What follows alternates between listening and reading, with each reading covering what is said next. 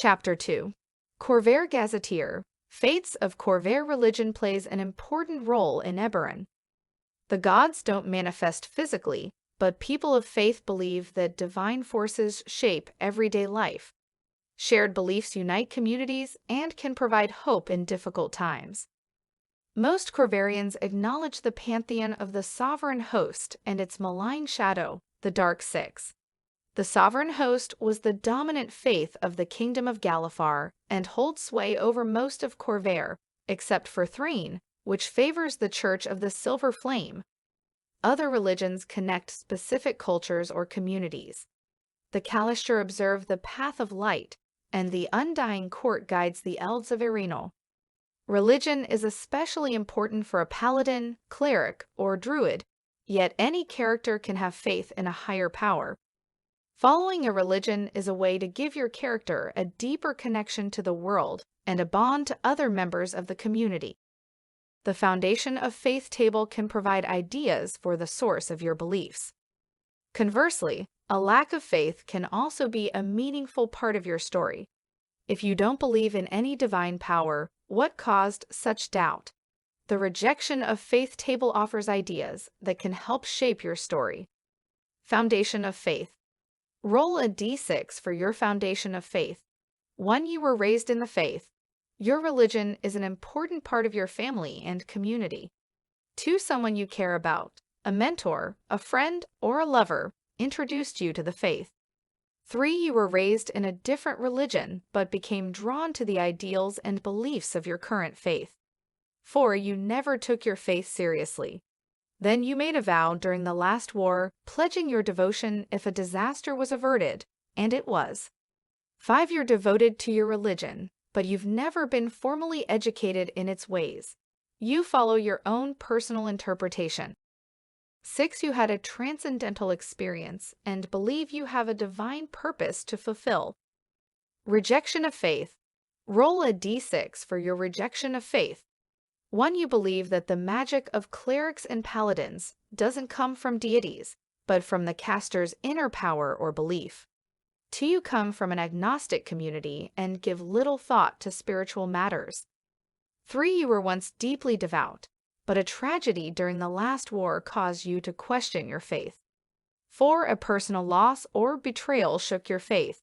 5. You were spiritually scarred by an encounter with a fiend or aberration. 6. You've created your own personal religion and believe that all the established faiths are flawed. Deities of Eberron. The sovereign host, Erawai, is the deity of life and love. The suggested cleric domain for this deity is life or nature. The common symbols for this deity are a sheaf of wheat tied with green ribbon or a bronze dragon. Orion is the deity of knowledge and law. The suggested cleric domain for this deity is knowledge or order. The common symbols for this deity is an open tome or a blue dragon. Balinor is the deity of beasts and the hunt. The suggested cleric domain for this deity is nature or war. The common symbols for this deity are a pair of antlers or a green dragon. Boldrate is the deity of community and home. The suggested cleric domain for this deity is life. The common symbols for this deity is fire in a stone hearth or a copper dragon. Dalarat is the deity of honor and sunlight. The suggested cleric domain for this deity is light or war. The common symbols for this deity is a rising sun or a red dragon. Daldorn is the deity of strength and arms. The suggested cleric domain for this deity is war. The common symbols of this deity are a longsword crossed over a shield or a silver dragon. Kalkorin is the deity of trade and travel. The suggested cleric domain for this deity is trickery. The common symbols for this deity are a 9-sided gold coin or a white dragon. Aladra is the deity of good fortune. The suggested cleric domain for this deity is life or trickery. The common symbols for this deity are a domino or a black dragon. Onatter is the deity of the artifice and the forge. The suggested cleric domain for this deity is forge or knowledge. The common symbol for this deity are crossed hammer and tongs or a brass dragon. The Dark Six. The Devourer is the deity of nature's wrath. The suggested cleric domain for this deity is Tempest. The common symbol for this deity is a bundle of 5 sharpened bones, or a dragon turtle. The Fury is the deity of nature's wrath. The suggested cleric domain for this deity is Tempest. The common symbol for this deity is a winged Wium with woman's head and arms. The Keeper is the deity of death and greed. The suggested cleric domain for this deity is Death. The common symbols for this deity are a dragon shard in the shape of a fang or dracolic. The Mockery is the deity of betrayal and bloodshed. The suggested cleric domain for this deity is Trickery, and War. The common symbols for this deity are of 5 blood-spattered blades, or a flayed dragon. The Shadow is the deity of ambition and dark magic. The suggested cleric domain for this deity is Knowledge. The common symbol for this deity is an obsidian tower. The Traveler is the deity of change and chaos. The suggested cleric domain for this deity is Forge, Knowledge, or Trickery. The common symbol for this deity is 4 crossed, rune-inscribed bones.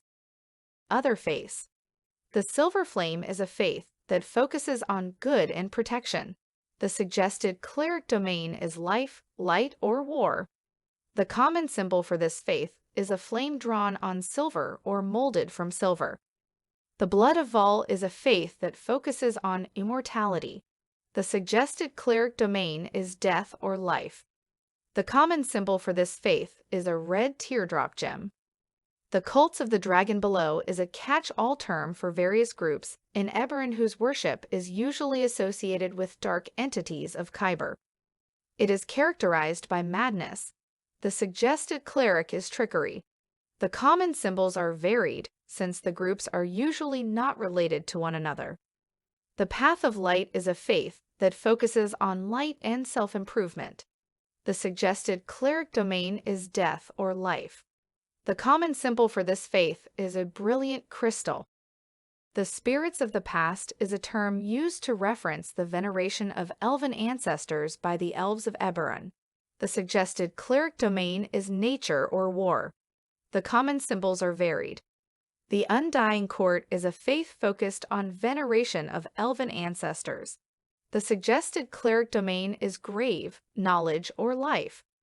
The common symbol is a golden mask. Sovereign Host. The sovereigns are with us at all times.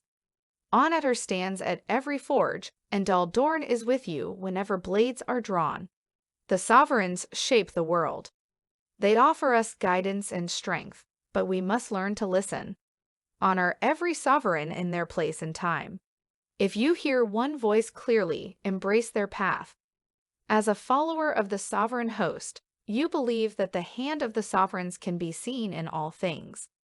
What others take to be intuition or instinct, you see as the voice of the sovereigns offering guidance. You don't need absolute proof.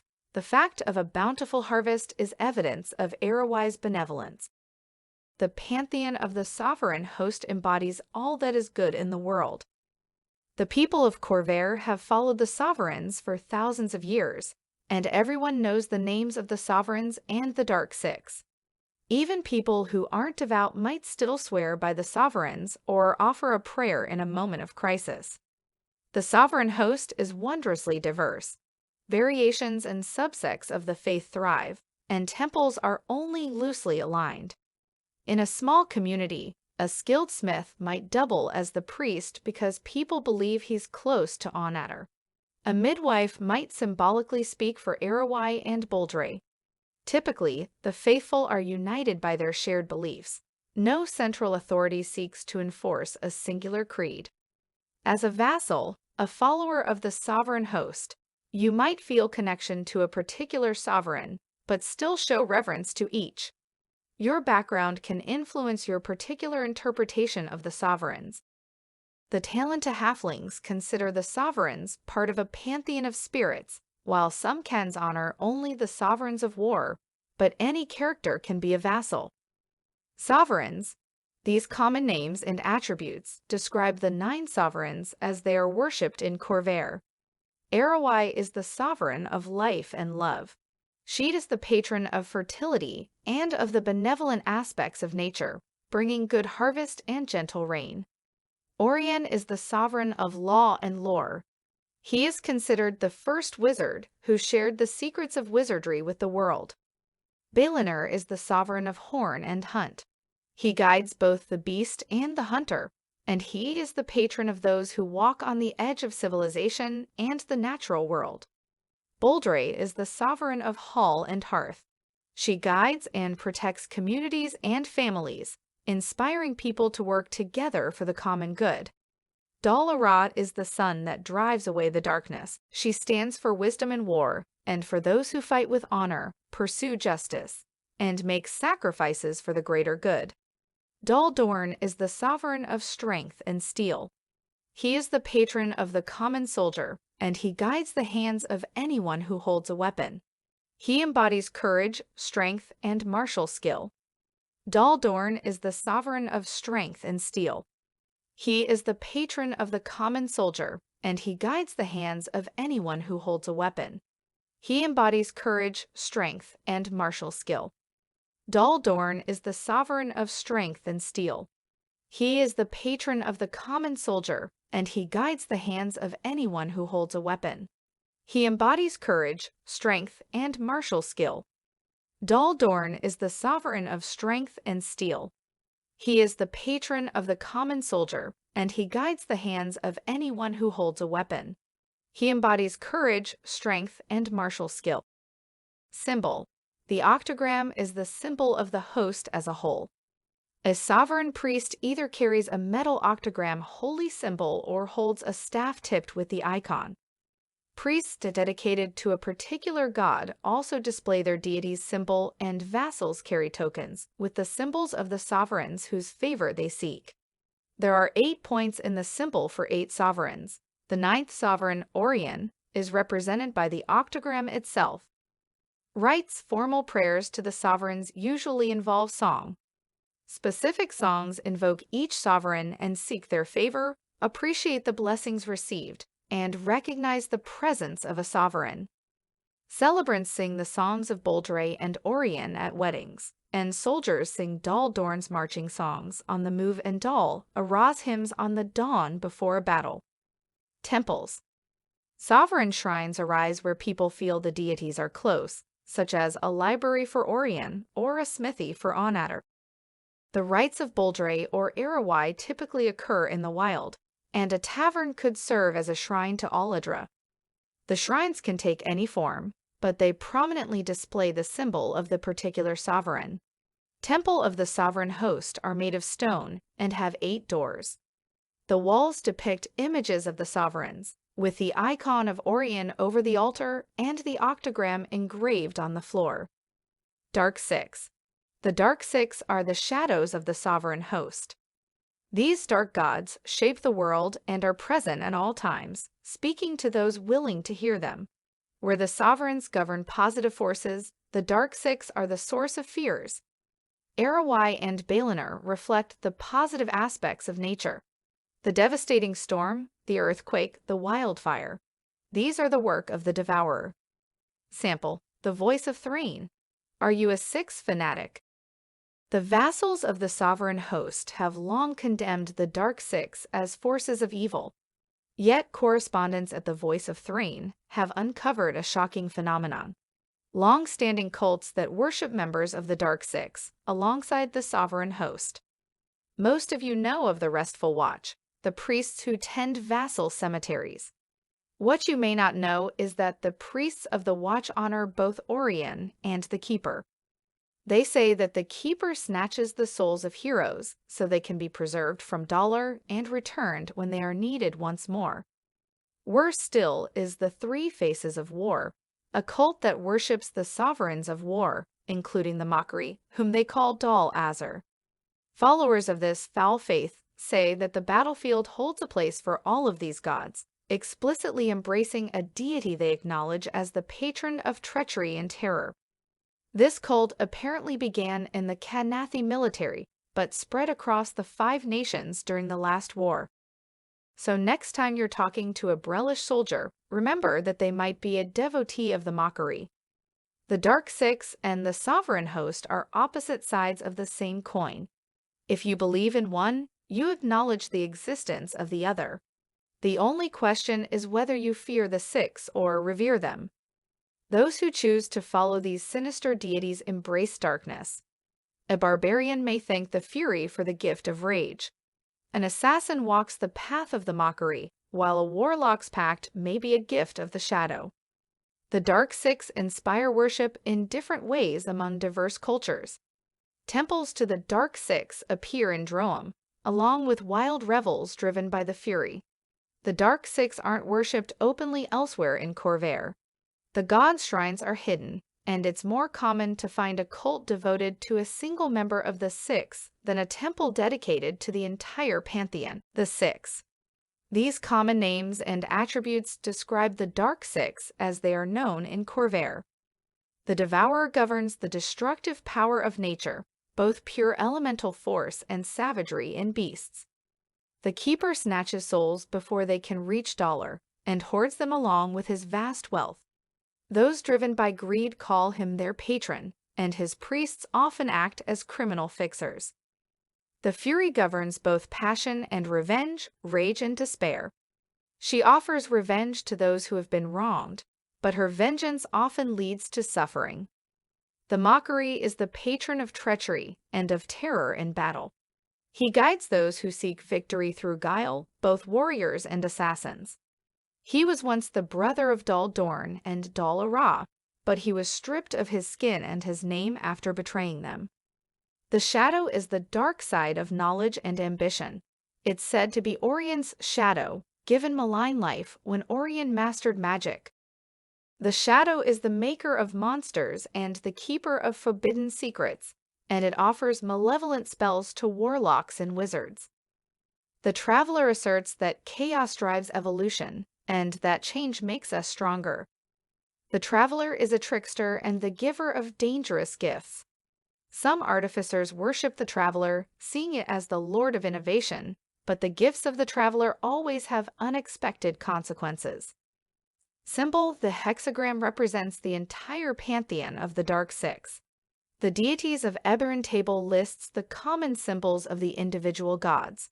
However, since the Six aren't worshipped openly in most of Khorvaire, each sect chooses a unique symbol based on the nature of their god. Followers of the Devourer might carry a shark's tooth or a piece of wood scorched in a wildfire. A Keeper cult might use the nine-sided coin of Kal Korin with the face disfigured. A particular sect uses these symbols consistently, if not obviously. Rites: the Dark Six are a mirror of the Sovereign Host, and their worship uses similar rituals, including formal rituals conducted in song. Each of the Six has their own rites. Followers of the Fury engage in wild revels. Cults of the Devourer gather around enormous bonfires. Cults of the Mockery conduct ritual combats or gather to torture captured enemies. Temples. Temples and shrines of the Dark Six hide behind disguises. A cult of the Mockery might gather in a slaughterhouse, while a shrine to the Shadow remains concealed in the deep stacks of a library. Dedicated temples are built from dark stone, with 6 doors and the hexagram engraved in the floor. Church of the Silver Flame. The Silver Flame is force of light that holds fiends at bay. Those who seek to defend the innocent from evil can draw on the power of the flame. Every mortal soul can find the light, inspire and guide others to virtuous behavior. Force is a last resort. Listen to the voice of the flame. Beware the deceiving whispers of the shadow in the flame. Every Thrain child knows the story of Tiramirn. Centuries ago, one of the ancient and powerful demons chained within the world broke free from its bonds, unleashing terrible suffering on the people of Thrain.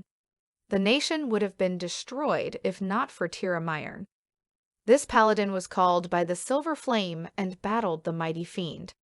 When it became clear that the Overlord couldn't be destroyed, Tira gave her life, combining her spirit with the light of the Silver Flame to bind the demon once more. Now Tira serves as the voice of the flame, helping others find the light. Anyone who seeks to protect the innocent and battle evil can draw on the power of the silver flame to aid them, but they must beware of the shadow in the flame, the demon that still lingers and yearns to trick good people into evil. Sample: the Cornburg Chronicle. No faith in silver flame, Toptyke. The nation of Thrain shocked the world in 993 YK when it appointed a 6-year-old child as keeper of the silver flame, the supreme leadership position of the church. Now 11 years old, Jaeladarin continues to astound all who encounter her. She possesses poise and wisdom beyond her years, and she displays the blend of courage and compassion that is the cornerstone of the faith. As Keeper of the Flame, she wields tremendous divine power. She has summoned angels to her side and resurrected Cardinal Halidor after his assassination. But some claim that these stories are fabrications, and that Jaela is merely a figurehead for High Cardinal Crozon. The reclusive Crozon is a brilliant strategist and ruthless leader. Many believe that Crozon was behind the death of Keeper Tagger in 992 YK, suggesting that he supported the child keeper to solidify his own influence. Is Crozon the true power behind the flame? A pillar of argent fire marks the point of Tira's sacrifice, the center of the modern church. This pillar, located in Flamekeep, is a manifestation of the silver flame, not the source of its power. The Church's Templars stand ready to protect the innocent from supernatural threats, battling undead, fiends, and aberrations. Friars and ministers fight evil by doing good, performing acts of compassion and charity across Khorvaire. In contrast to the sovereign host, the Church maintains a defined structure and creed. Archbishops monitor regions, cardinals lead the Church, and the ultimate authority is the Keeper of the Flame, who maintains the font in Flamekeep and communes with Tira Myern. The last war had a serious impact on the Church. Leaders still respected the Keeper's authority over spiritual matters, but the war wasn't about good or evil. Templars of all nations still joined together to fight demons, but if no supernatural threat was present, they fought for their own nations.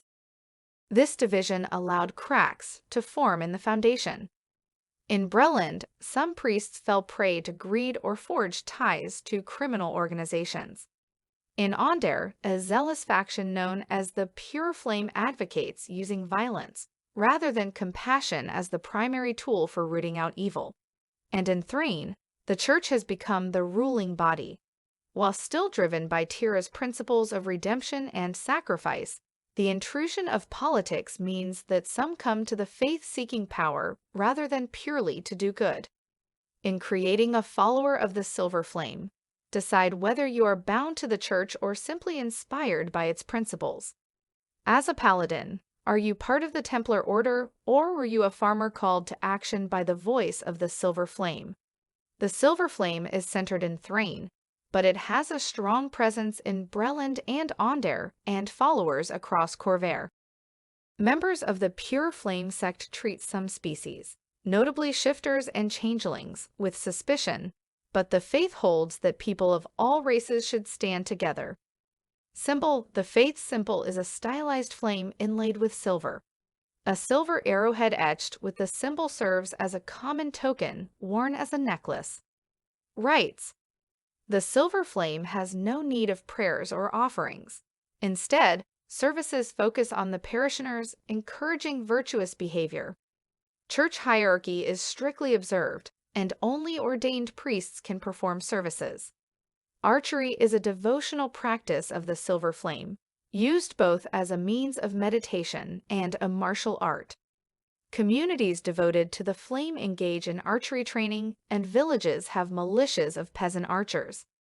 Temples: fortresses of the Silver Flame are designed to serve as Templar garrisons and to provide sanctuary against supernatural threats. Churches feature enormous arches and open spaces, despite the fact that the terrorists included priests from his church. Levener insists that his parishioners despise the Emerald Claw and harbor no hostility toward Breland. While we'd like to take the abactor at his word, Our research shows that Malevener was personally involved in the program that produced the infamous Kanathi undead soldiers. After decades of driving the Kanathi war effort, this foul creature expects us to believe that he has nothing to do with the necromantic attacks on our people. Here at the Voice of Breland, we think something about this smells rotten, and it's not just the mummy. What just God would allow death and suffering? The Blood of Vol teaches that we all have the potential to become divine beings, and that death is a curse designed to kill you before you can unlock the divinity within you. The Blood of Vol is a grim faith founded by Iriandis Dival, an elf from Erinal. It asserts that death is oblivion, that the universe is uncaring, and that if the sovereigns exist, they are cruel. Its followers study the secrets of blood and life, and because they believe that death is the end, they see nothing wrong with using the bodies of the fallen to serve the living. Seekers of the divinity within, as the faithful call themselves, are glad to be reanimated after death. At least they can do some good. Because of this association with necromancy, many believe the Blood of Vol embraces death, and its followers want to become undead. Both ideas are false. The Blood of Vol sees death as the ultimate evil. Seekers don't want to become undead. They want to become divine beings. The faith teaches that divinity is tied to blood and soul, and the undead can never fully harness that power. The mummies and vampires of the Blood of Vol have sacrificed their chance at divinity to guide the living. They're martyrs, not something to envy. In addition to a general revulsion toward the undead, the public opinion of the Blood of Vol is colored by the actions of the Order of the Emerald Claw. This extremist sect serves a lich known as the Queen of Death, and it employs necromantic magic in acts of terror. However, most seekers don't support the Emerald Claw. The Blood of Vol has its strongest following in Kanath and the Lazar principalities. For a time, it was the national religion of Kanath. Though fallen from favor, the faith is still practiced openly in that nation. Sample, Voice of Breland. Corpse Cleric condemns Claw. Last month, the Emerald Claw took credit for the ghoul outbreak and wrote, "This terrorist organization has a new and unusual critic. Hask Malevener, an abactor of the Blood of Vol and High Priest of the Crimson Monastery, a temple in the city of Atcher in Kanath. Something else you should know about abactor Malevener. He's been dead for over 50 years. This putrid priest says that there's nothing unholy about his condition, swearing that his people revere all life. Despite the fact that the terrorists included priests from his church, Malevener insists that his parishioners despise the Emerald Claw and harbor no hostility toward Breland. While we'd like to take the abactor at his word, our research shows that Malevener was personally involved in the program that produced the infamous Kanathi undead soldiers. After decades of driving the Kanathi war effort, this foul creature expects us to believe that he has nothing to do with the necromantic attacks on our people. Here at the Voice of Breland, we think something about this smells rotten, and it's not just the mummy. Symbol, the power of a cleric of the Blood of Vol comes from within them. As such, every cleric chooses a unique holy symbol, an object that resonates with them. More generally, the faith is represented by a tear-shaped red gemstone or shard of glass. Priests of the Blood of Vol wear robes of red and black. Rites. The services of the Blood of Vol focus on drawing the faithful together as a community and encouraging people to find power within themselves. The most important ritual of the faith is the Sacrament of Blood. After a sermon, each member of the congregation sheds a small amount of blood into a basin. This is a symbol of unity, and a message that members of the community would shed their blood to defend one another. In some temples, this blood is donated to vampire champions of the faith. Temples. A shrine devoted to the Blood of Vol requires only an altar and a means for collecting ritually spilled blood. Temples of the Blood of Vol are fortified structures built to serve as sanctuaries. In contrast to the Silver Flame, such temples are stark and functional. Temples include vaults or catacombs, designed to hold undead or to store corpses. Cults of the Dragon Below. A paradise exists within the world, a veil bathed in the light of the inner sun. Earn your passage with the blood of worthy foes. Our existence is a chrysalis state, preparing us for transcendent immortality within the bowels of the gibbering mouther. The Lord of Eyes sees all secrets. Its gaze elevates the worthy and slays the unbeliever.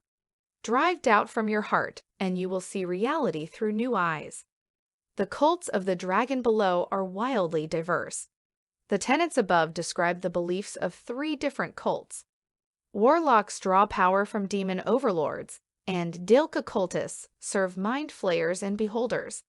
Others embrace deep convictions that others see as madness. Other cultists may not recognize the true nature of the beings they serve. Other cultists may not recognize the true nature of the beings they serve. A cult of Rak Tulkesh might truly believe their lord will bring peace to the world, even if that peace must begin with bloody war. Joining such a cult isn't a choice, it's something you fall into due to madness. New cults can spring up anywhere, as seeds of madness take root and spread. Cults of the Dragon Below often appear as antagonists. However, your character could be a member of a relatively benign cult. You might have been raised in a cult but broke free from its influence. If your character was or is part of a cult, work with your DM to develop the details of your sect. Simple. Many cultists carry pieces of volcanic glass or small kyber dragon shards. See Chapter 5. But the cults have no unified symbol. Individual cults develop a symbol based on their fiendish patron or mad visions. Eyes, tentacles, and broken weapons are all common themes. Rites. Cult rituals are intense and often violent, including blood sacrifice and ritual combat. Many cultists consume unnatural substances, seeking a closer communion to aberrations. They perform rituals in Undercommon, though most cultists don't have a full understanding of the language. Temples. Cults meet underground, whether in caverns or sewers. Rural cults seek out places twisted by the powers of the plane of Zoriat, described in Chapter 4 or Kyber. Path of Light. We live in an age of darkness. We must find the path that leads to the light. Act with compassion and courage. Each noble act is a step on the path. Hone your body and your mind. You are the tool you will use to change reality. Practiced by many Kalashtar, the Path of Light seeks to change reality by first bringing change within, using meditation to focus the mind and athletic discipline to improve the body. The next step brings light into the world, using courage and compassion to banish the darkness in the people around you. Mediate disputes. Extinguish hatred by guiding people out of darkness. Inspire people to be better than they are. Even the smallest change is a victory. Yet Lightbringers, the followers of this path, hope that this is merely a step on a greater journey. The Path of Light teaches that this age is dominated by Il-Lashtavar, the great darkness that dreams. This force poisons the world and promotes darkness, but all things change. If enough light can enter the world, it will lead to a tidal shift. The age of Il-Lashtavar will end and usher in the time of Ilyana, the Great Light. Some followers of this faith believe that meditation alone is sufficient to change the path of the world, that merely contemplating the light is sufficient to bring about the change. Most believe that it is necessary to take action, but that darkness must fought with light. Violence is never the answer, and the only way to defeat evil is to redeem it. Lightbringers seek to inspire those who live in fear and enlighten those whose evil is driven by ignorance. The faith has followed this path for over 1,000 years, but now a splinter sect advocates greater action. These Shadow Watchers believe that evil must be fought, that sources of darkness that poison communities can and should be ruthlessly eliminated. The Path of Light is taught to the Kalashtar by the spirits bound to their bloodlines. It is widespread in the nation of Adar in distant Sarlona, but in Khorvaire, it is largely unknown outside Kalashtar communities. the Shadow Watcher's champion, a sect born in Khorvaire, and the Elders of Adar have condemned its methods. If you follow the path of light, you must choose your side. As a Lightbringer, you seek to spread hope and goodwill. As a Shadow Watcher, you hunt down and eliminate sources of darkness. Which path will you follow? Symbol. The symbol of the path of light is a shard of brilliant crystal, carried or worn as an amulet. This crystal may be used as a holy symbol. If it's worn as a necklace, the priest must place one hand on it to use it as a focus. The formal garb of a priest includes a headdress with curving horns and points made from a Sarlumen shell-like material called Sentira. Rites, physical and mental discipline are important virtues of the path of light. Martial arts and guided meditation become a form of devotion and prayer. A Kalister priest conducts services telepathically, using shrines designed to amplify psychic abilities and allowing them to share thoughts and images directly with the congregation. To an outsider, a service can appear silent and tranquil despite being an ecstatic experience for the faithful. Temples. The nation of Adar in Sarlona is home to vast fortress monasteries devoted to the path of light. In Khorvaire, a mere handful of shrines appear in cities with large Kalister communities. These shrines are calm and peaceful, the air scented with Sarlumen incense. The chambers are open, providing space for martial arts. Labyrinthine patterns engraved on the floors serve as an aid to meditation, while the walls hold crystals that focus and amplify the psychic abilities of the priests. Spirits of the past. We are the spiritual anchors of the greatest champions of our people. Through our faith, we keep their spirits from being lost to oblivion. You have been chosen by a hero. Live your life as they live theirs, letting their instincts guide you. Treasure our past and the stories of our people. You are the vessel through which new legends will arise.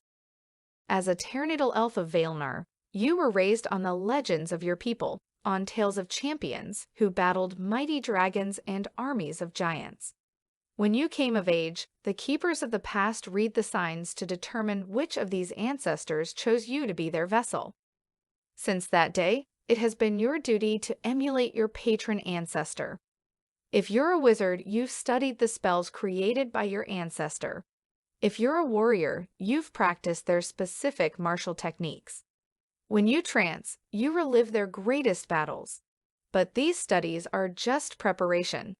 Now it's your sacred duty to be a revenant of your ancestor, to live your life as they did and allow the champion to walk the world again through you. This title of revenant carried by speakers of the past is not to be confused with the undead revenants described in the Monster Manual. The bond between ancestor and living elf is holy. Your ancestor doesn't speak to you or control your actions. But as a Ternatal, you believe that they are with you, that your instincts and your reflexes are the ancestor moving through you, telling you what to do. The closer you follow the path, the more guidance they provide, helping you create new legends. The folk of Khorvaire see your people as mercenaries and conquerors. But you don't care about gold or personal glory. All you want is to let your ancestors live again, and that means you need to perform deeds worthy of champions. That drives you now, seeking out adventures that will add to the legends of your patron. You and your DM should develop the identity of your ancestor. How did they fight? What were some of their legendary deeds? Did they have a distinctive weapon or favor a particular kind of magic? Equally important is your relationship with the ancestor. Are you proud of your ancestor and excited to live as they did, or is your duty a burden? Since the rise of Vaelnar, half-elves and even some humans have sought to be inducted into the faith. But so far, the keepers of the past have declared that only elves can be revenants. Beyond the blood connection to the ancestor, an elf communes with their ancestor during trance, and half-elves can't enter this state. The keepers say it can't be done, but perhaps you'll be the one to prove them wrong. Sample, Voice of Breland. The Kalister prophecy you can't ignore. Many of the people of Khorvaire have never met a Kalister. Some say these people are in contact with celestial spirits. Here at the Voice of Breland, we say they're a rare type of lunatic we've imported from Sarlona. So it was a special treat for tourists when one of the spiritual leaders of the Kalashtar Sharn made an unexpected appearance in the Grand Plaza of Hope's Peak. The enlightened Havakad, that's what he calls himself, issued a warning that darkness was gathering and that a terrible time lies just ahead. He beseeched the assembled crowds to show kindness to neighbor and stranger alike and not to let fear cause strife in the hard days to come. Apparently Havakad hasn't heard the news that we're winning the war, but if the world does end tomorrow, you read it here first. Symbol. The primary symbol of the faith is the Zaelshin, an amulet that bears the seal of your patron ancestor and worn either as a brooch or embedded in the forehead of a helmet. A devotee of the faith typically wears a veil, the Zaelta, or spirit mask over their lower face while in battle or performing rituals, so an opponent sees the Zaelshin rather than the living elf. The Zaelshin is the symbol of the faith, but the holy symbol used by a cleric is an object associated with their personal ancestor. Rites services revolve around the stories of the ancestors, commemorating their glorious deeds, as well as ritual exercises and trance meditation. While resting, an elf spends 4 hours in trance. The faithful spend this time in communion with their ancestor, experiencing their memories and contemplating their deeds. Temples. The nomadic Pteranodal elves don't raise permanent temples. A keeper of the past marks a circle on the ground with their blade, and the space within becomes sanctified for the service. Undying Court. Our greatest champions and sages will never be lost to us. Their wisdom guides us, and their power protects us all. Honor our past, respect our traditions, perfect your skills, and you may earn your place among the deathless. Destroy those foul creatures that channel the power of Mabar, for they consume the essence of our world. The elves of Erenal refuse to let their greatest souls be lost to the oblivion that is Dollar. The wisest and most accomplished elves are preserved after death, becoming members of the Undying Court. The devotion of the living elves sustains the Undying Court, and the court generates a well of mystic energy that empowers their clerics. As an Ereni cleric, your spells aren't personally granted to you by a specific Undying counselor. Your powers flow from the court itself, allowing you to serve its will and to protect your people. Of all the religions of Eberron, the Undying Court is most grounded in the world. The court stands in the city of She-Mordai, and as an Erenal elf, you could seek an audience with one of your deathless ancestors. As a devotee of the Undying Court, you recognize it as the power that sustains your civilization and as an assembly of your greatest sages and leaders. Should you accomplish great achievements in your life, you can aspire to join the court. As a cleric or paladin of the Undying Court, you have a concrete relationship with your deity. In creating your character, consider why you've traveled so far from home. Are you on a specific mission? Are you serving the court as a whole? Or are you acting as an agent of a specific counselor, perhaps your own ancestor? The Undying Court despises undead creatures that prey on the living, so if you don't have a concrete mission, you can always hunt down undead and evil necromancers. Symbol. The symbol of the Undying Court is a golden mask with luminous eyes, worn over the face while a priest is carrying out their duties. Devotees wear a smaller mask as a brooch or amulet. Rites. The most sacred rite of the Undying Court is trance communion. While in trance, an Ereni elf engages in meditation that connects them to the Gestalt consciousness of the court. This experience affirms the place of the individual as part of the greater whole, since trance communion is a personal experience. The role of the priest is to provide spiritual and practical guidance to their congregation. A masked priest serves as the face of the court, and any elf can approach them seeking an ease to their burdens. Temples. In Erenal, the temples of the Undying Court are step pyramids built from stone. In Khorvaire, shrines to the court use imported Ereni densewood, a particularly tough lumber that grows only on the island. Regardless of form, the walls are engraved with stories about the undying counselors that serve as the particular patrons of the temple, usually those related to the local priests. Druids of Khorvaire. We, the Ashbound, are the champions of the natural world. We defend it from anything and anyone who threatens it. We, the children of winter, preserve the natural cycle of life and death. Disease and decay cull the weak and strengthen the whole. We must destroy undead and ensure that the cycle continues. We, the gatekeepers, protect the natural world from the forces that come from outside it, from those beings that slither in from the darkness beyond. We, the Greensingers, celebrate the magic in the natural world, as well as the Fae that embody that magic. We serve as ambassadors between the Fae and mortals, protecting each from the other. We, the Wardens of the Wood, protect all the children of Eberron, from the beasts of the wild to the people of the cities. We preserve the balance between nature and civilization, and help each understand the other. All druids look after the natural world, but they act in different ways. 5 well-established paths define most of Khorvaire's druids. In creating a druid character, consider whether you have ties to one of these traditions, and what led you to leave your order. Are you on a mission? Are you exploring the world? Have you been banished, with good reason or otherwise? Sample: the Sharn Inquisitive. It happened in the forest. Tree hugger tell all. The Alliance of Rebel Farmers in Western Onder has declared an alliance with the great Druid Olian of the Towering Wood, asserting that the farmlands that border these woods are now part of the Eldeen Reaches.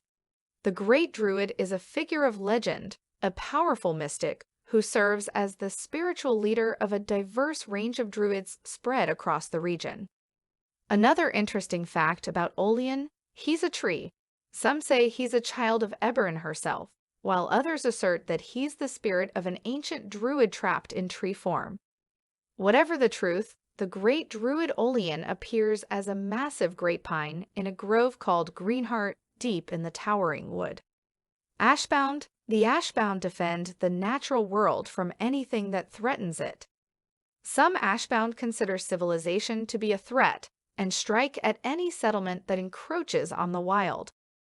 Others focus their wrath on the dragonmarked houses or seek to freebound elementals. Children of Winter. The Children of Winter believe that death and decay are vital aspects of the natural cycle of life. They believe that if the cycle falls out of balance, it will trigger a devastating cataclysm as the world resets this balance. They battle undead, but they also engage in actions that cull the weak. Extremists have been known to spread plagues in cities. The Children of Winter are particularly interested in unraveling the mystery of the morning, as some of them believe it is a sign of the apocalypse they fear. Gatekeepers. The Gatekeepers are one of the oldest sects, primarily found among the orcs of the Shadow Marches. They act to protect Eberron from aberrations and other unnatural creatures and seek to prevent extraplanar incursions and attacks. The Gatekeepers maintain ancient seals that hold long-forgotten evils at bay. Greetsingers. The Greetsingers are devoted to the Fae and serve as mediators between the Fae and mortals. The ranks of the Greensingers include bards as well as warlocks with archfey patrons. A druid or ranger might also serve a specific archfey. Wardens of the Wood. The Wardens of the Wood believe that civilization has a place in the world. As a warden, you help others understand nature, ensuring that they don't cause unintentional harm or stumble into danger. Wardens serve as militia and mediators in the Eldeen Reaches. This is the largest of the druidic sects and the most